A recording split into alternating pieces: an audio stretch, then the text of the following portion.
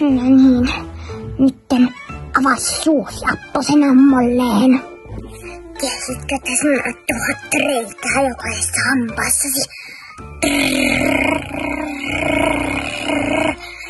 No niin, 1 hammas porattu. En pidä hammaslääkäristä. Enkä minä pidä kellovista kakaroista. Suu kiinni. Seuraava.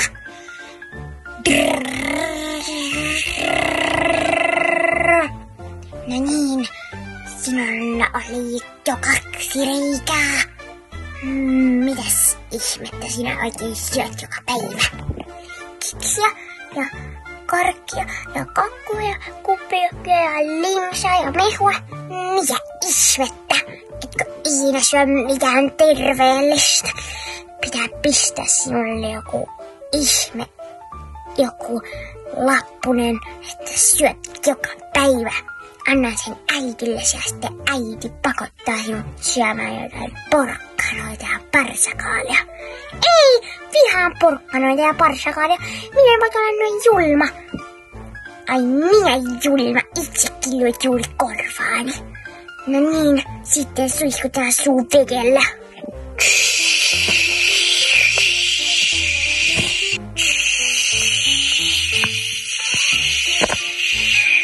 Nyt hampaasi kiiltävät, mutta tarvitset vielä tahnaa, jotka pitää hammaspeikot pois, niin kuin sinun näyttää jo asuvan. Onko hampaasi jotkut hotellit hammaspeikoille?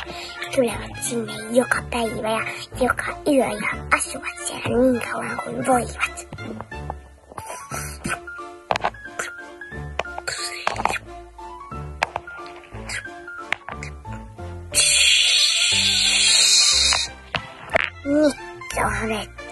Nyt hampaasi kiiltävät kuin mitkäkin timantit, mutta nyt saat yhden palkinnon. Tässä yllätys. Kraps, kraps, kraps, kraps, kraps.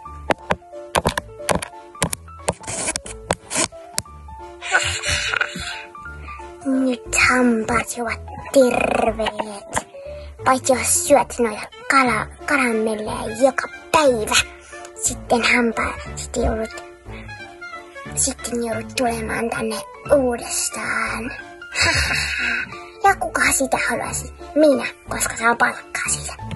Nyt voit nousta penkistäni, sillä en halua hikistä takapuoltasi kiinni minun puhtaan kiiltävään penkkiin, jonka juuri ostin. No niin, nyt olet valmis ja nousen nyt, niin kuin sanoin jo. Joo, mä nousin, mä äititän. Minä tulet tänne. Jos tulenkin hammaslääkärin pyydän, pakotan, annan äitän, että menee toiselle hammaslääkärille. Ja palkaksi tästä huonosta kohtelusta saan tuon hänen. Senkin riivatun kakara. Hunen. Tule taka. Se ehti jo. Hurjali. Hunajani.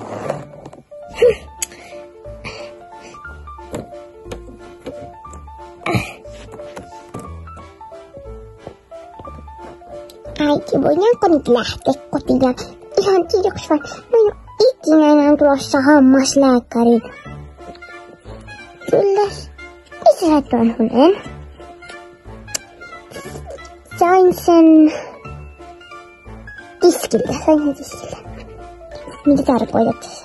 Ai tuolta pandalta. Juuri sille. Selvä. Lähtikää nyt kotiin. Vien vain lehden.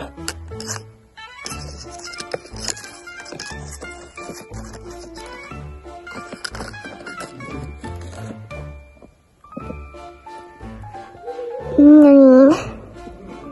Lähdetään kotiin. Muuten en ole ikinä enää menossa hammaslääkäriin.